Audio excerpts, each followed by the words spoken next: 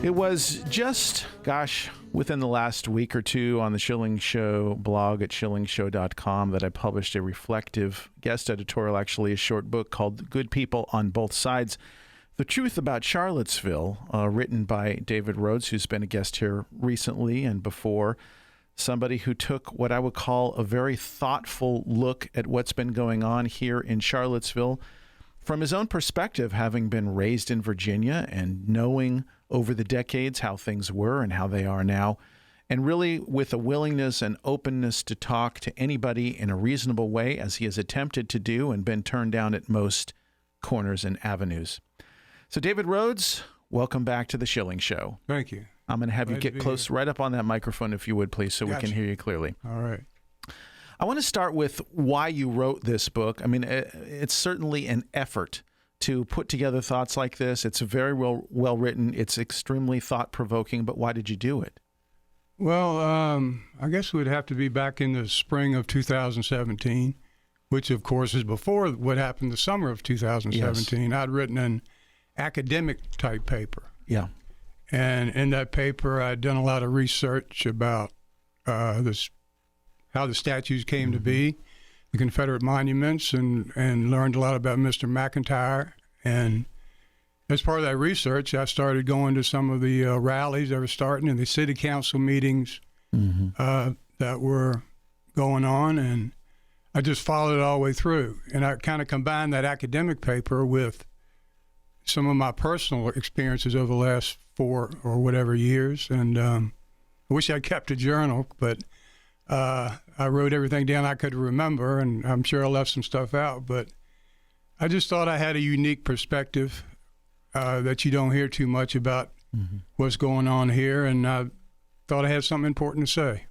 Well, you certainly do. As someone who was not raised in this area, was raised on the other coast in Southern California, you know, much of this is foreign to me just because we had a different culture and different things going on there. But I was particularly interested in your recollection of growing up in the 1960s, thereabouts, rural Virginia. Right. What were things like? Yeah, I think I have a unique perspective, probably because partly it was a rural setting that I grew up in. And back in those days, kids were like, you know, what was it? Seen but not heard. Right. I remember hearing that as a kid, too. And you'd go out and, you know, I grew up on a farm, and on these farms I grew up on and later worked on, there were a lot of African-American workers there. And I came to respect them quite a bit for what they could do and who they were.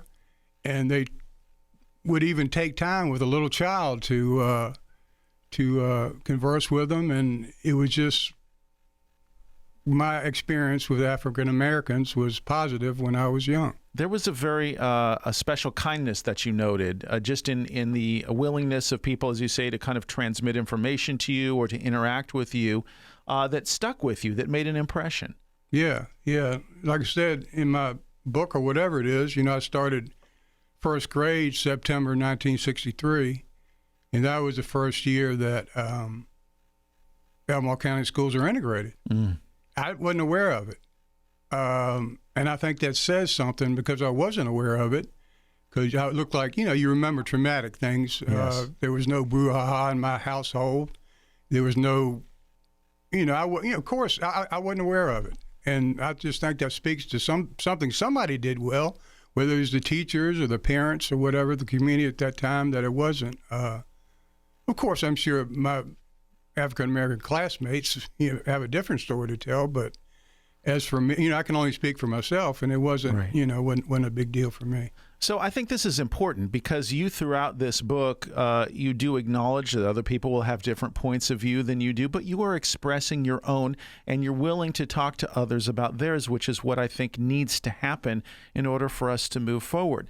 You spent some time in the early chapters of the book talking about the topic of racism, how it was understood then versus now, and I'd like to spend a little bit of time on your perspective of that topic.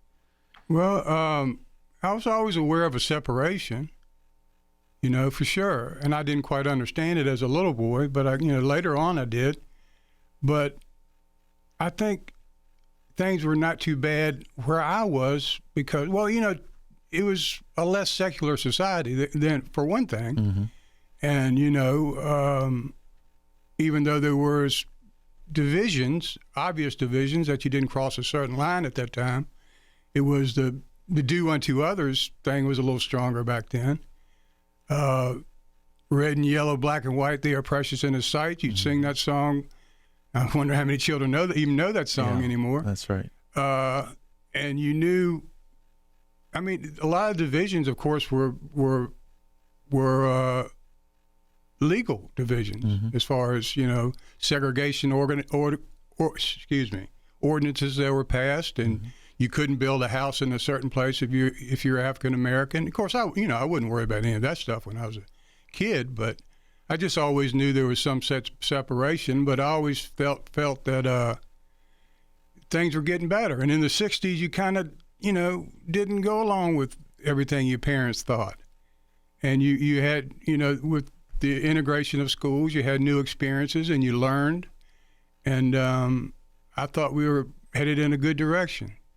We're talking with David Rhodes, who's written a short book, Good People on Both Sides, The Truth About Charlottesville. It's online, available for reading and download at schillingshow.com, and I would highly recommend it. It's a terrific read and very enlightening. So let's talk about your views of the Confederacy. This is very interesting because I think there's a lot of people who've either been born relatively recently or have come here recently who really have no idea what it means to have family respect for the history of this place and the history of the Confederacy, not necessarily everything that happened, but tell us about that.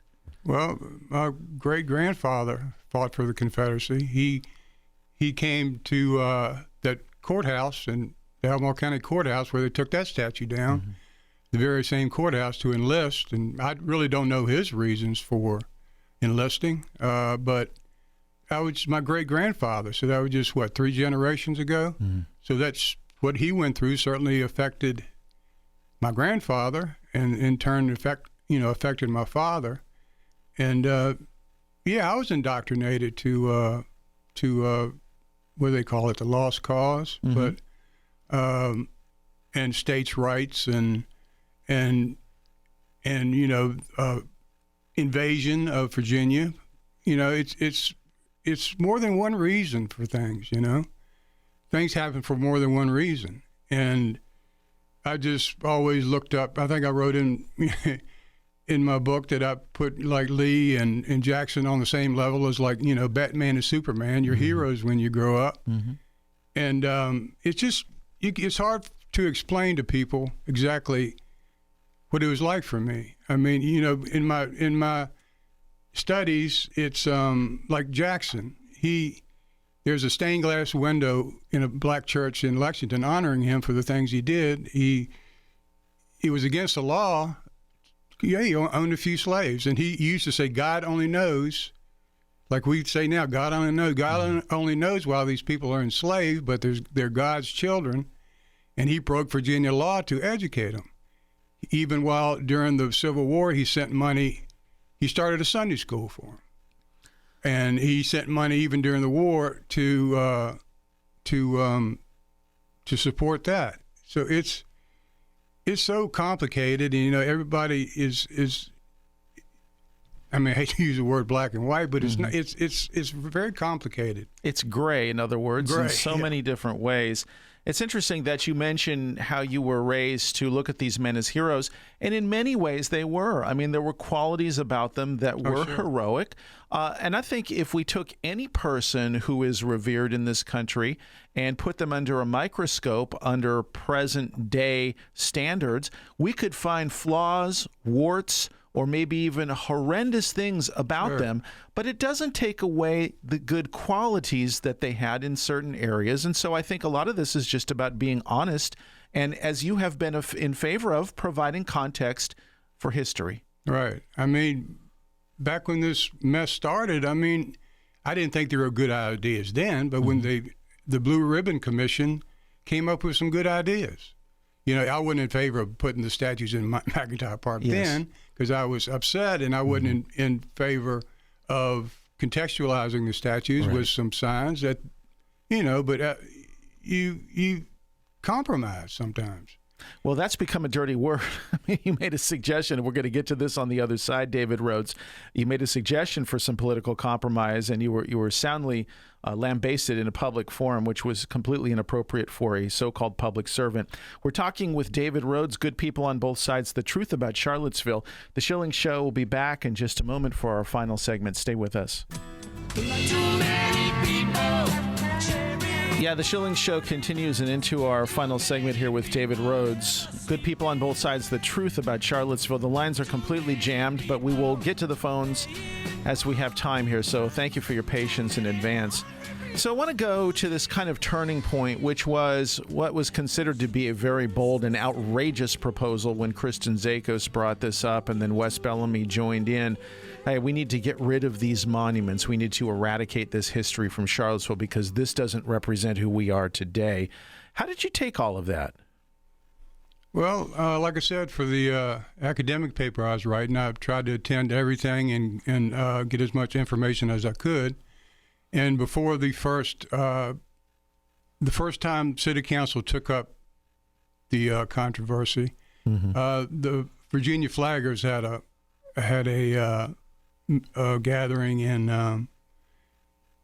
in Lee Park, I'll always call it. And I went to that and was surprised at a low turnout that, I thought parking is rough downtown. How are they going to fit all these people down there? But nobody really showed up other than the flaggers themselves. And I guess that was in kind of response because Bellamy had a press conference in Lee Park earlier that I also attended. Yeah, I was there as well. Zakos was there, and I think his name is Rick Turner. Dr. Rick Turner was there. Dr. Rick Turner spoke, and he called the statues trash repeatedly. I remember.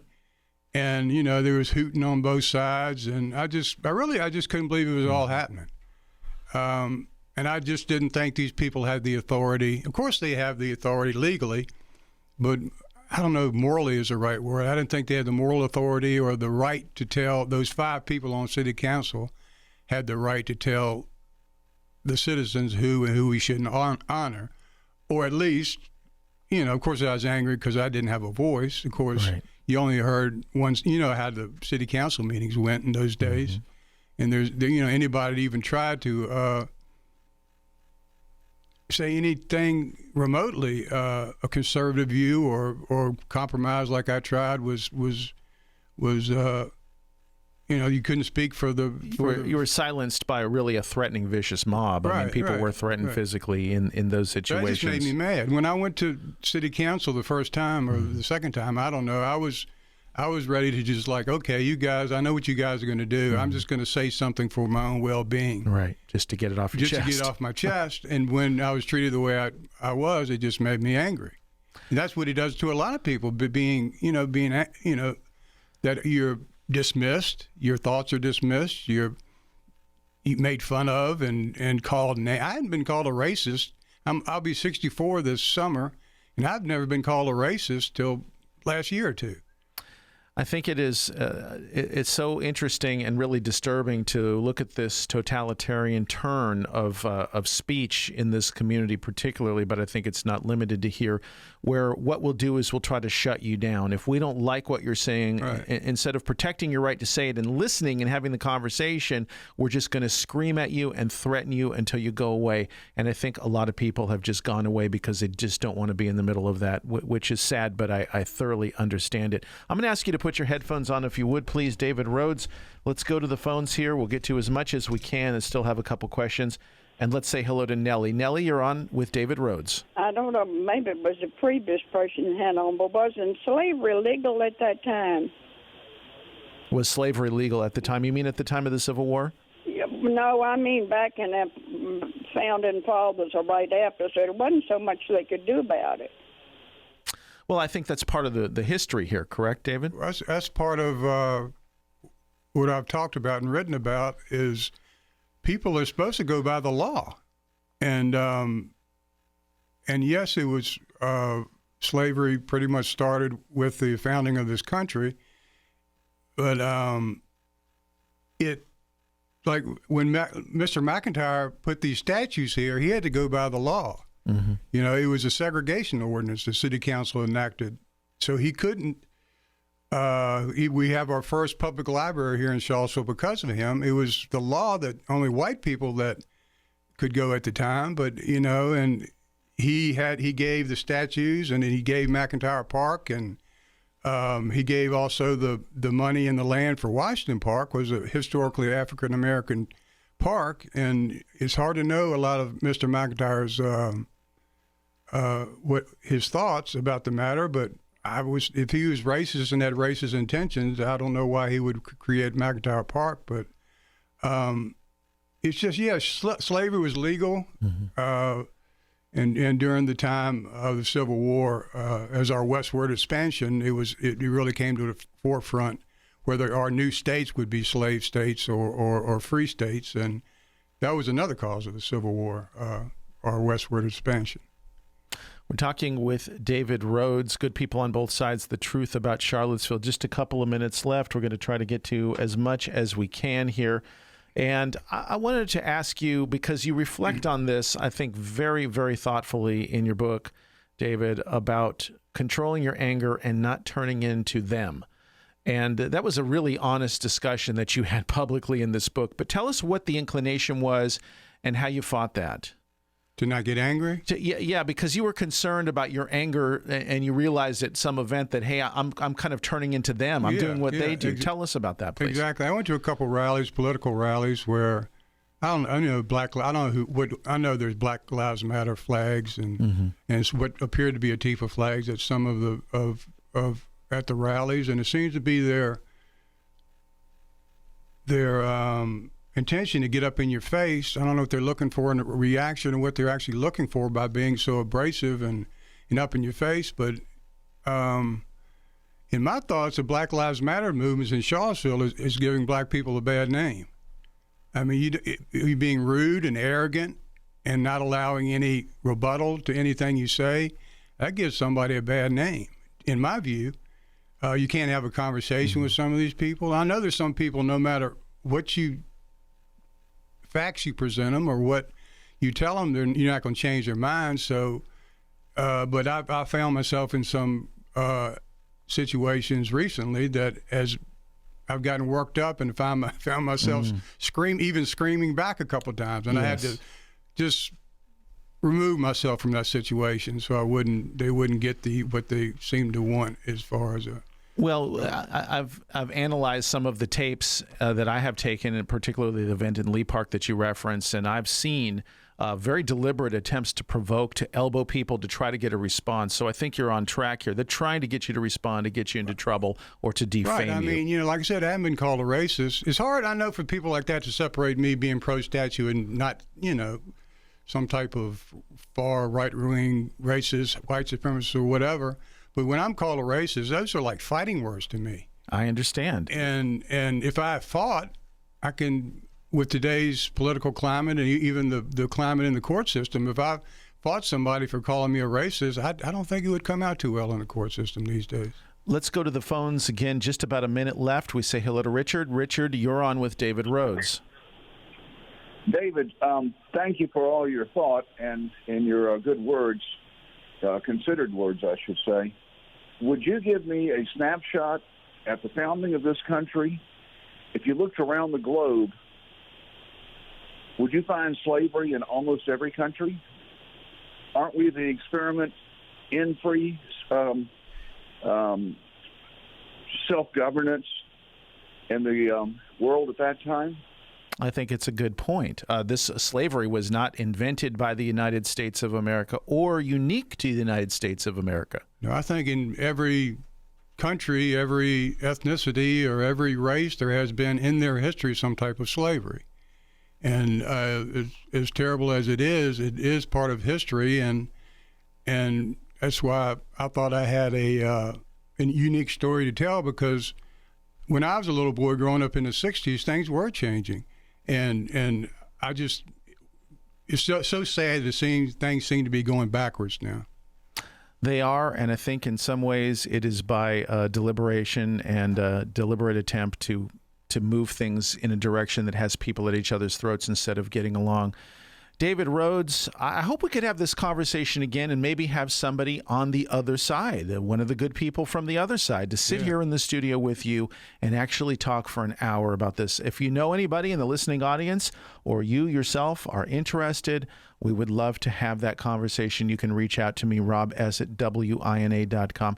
David, I know you put yourself on the line a bunch of times and you're kind of a private person, but I appreciate you stepping out, writing this book, and appearing with us here today on The Schilling Show. Well, I appreciate you having me.